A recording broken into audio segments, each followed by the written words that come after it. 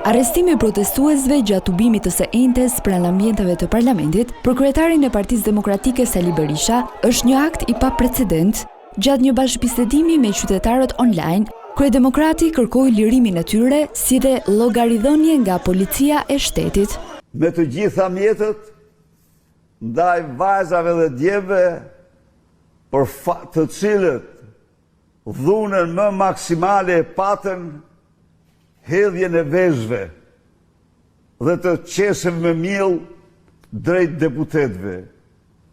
Dhuna e përdorur nga narkopolicia ndaj protestuesve ishte dhuna më hakmarrëse, më primitive.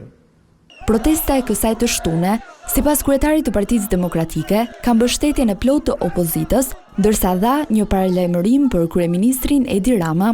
Mos të rrej mendja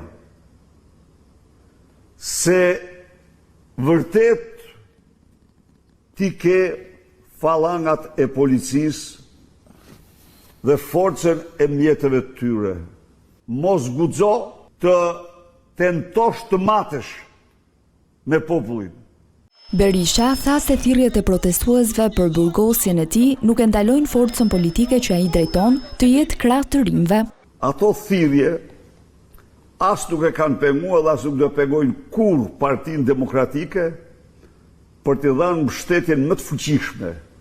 Do t'ishte tradhti e lartë, po të mos mbështesja ata të ri në idealet, ëndrat, sakrifisat e tyre.